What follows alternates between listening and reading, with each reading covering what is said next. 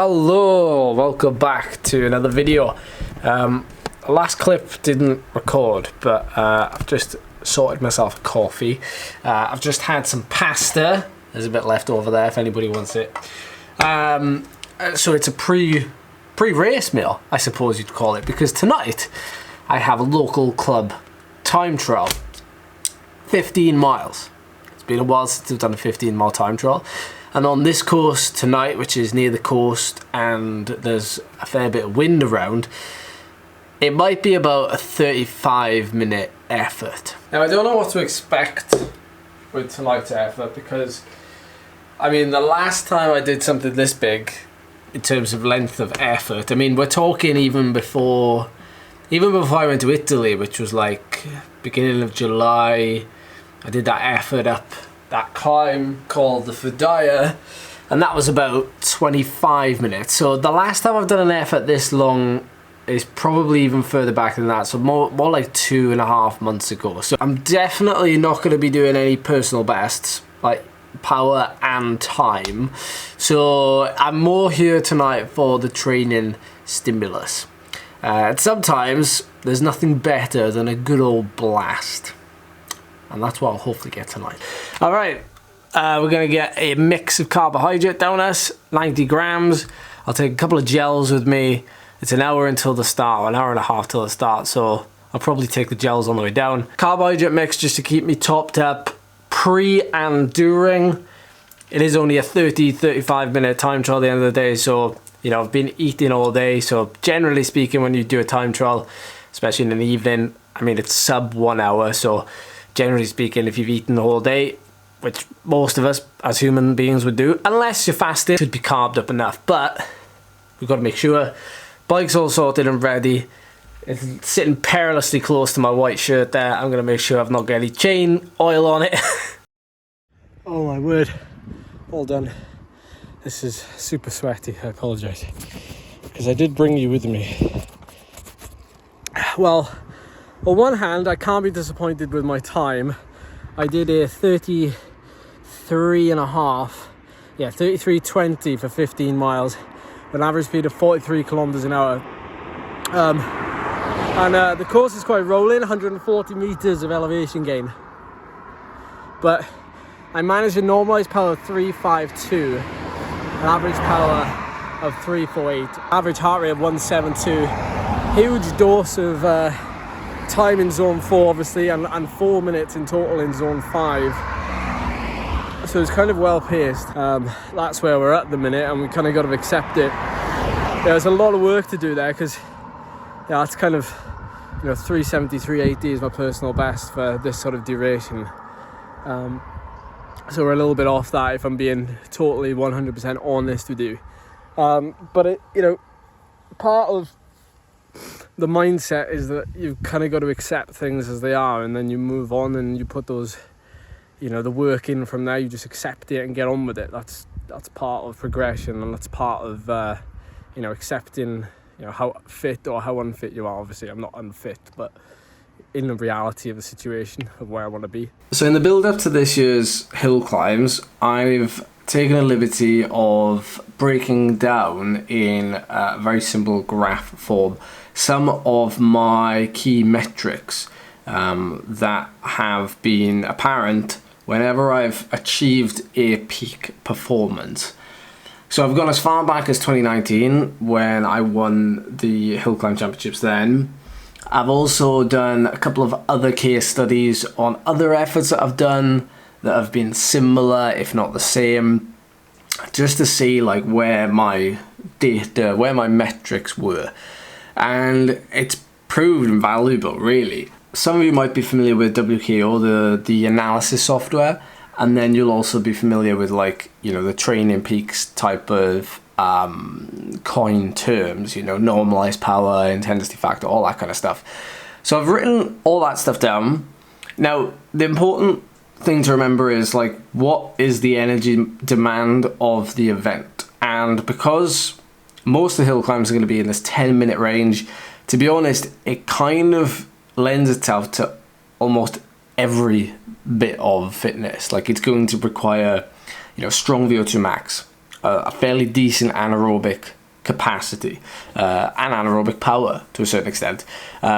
Threshold power needs to be high, your economy, and a little bit of strength work. The thing is, with what I've done this year already, like, to be honest, a lot of what I've done this year has been a lot of endurance stuff, and that's great for economy, that's great for threshold power, that's great for VO2 max. Like, that is your basic groundwork, if you will. So all I have to do really is put these other little parts of the puzzle together. And some of the data that I picked up on over the last couple of years is where my FTP has been around these peak performances.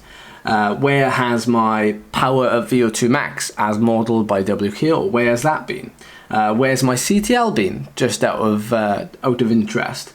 What has my average sort of week or month looked like in the 3 months leading up to it? And that's the kind of important thing about this. Let's take my win in 2019, for example. My FTP was around 360 watts, and my power at VO2 max modeled was about 363. My FRC, anaerobic battery, was around 18.6. And that's about as high as it's been, at least for the last couple of years. And this is something that I'm quite interested in, as well as other things. To give you some ideas as to where we are now, my FTP at the minute is around 350, 360, in the ballpark. My FRC, 15, which is somewhat in a range of where it's been over the last couple of years, if not slightly higher. One thing I found that increases this quite dramatically is Zwift racing, funnily enough. There's obviously a few things that I'm trying to improve. And of course, energy contribution is one of those things. And at the minute, I'm probably heavily aerobic dependent. And that's not a surprise. Like, a lot of the stuff I do lends itself to a massive aerobic capacity versus, needing the anaerobic stuff. So, like 2019, for example, is a great example because I was capable of riding at a very, very high power output, a very high critical power of around 430 watts. And then I was able to also finish off that effort by riding at 500 watts for the last 90 seconds.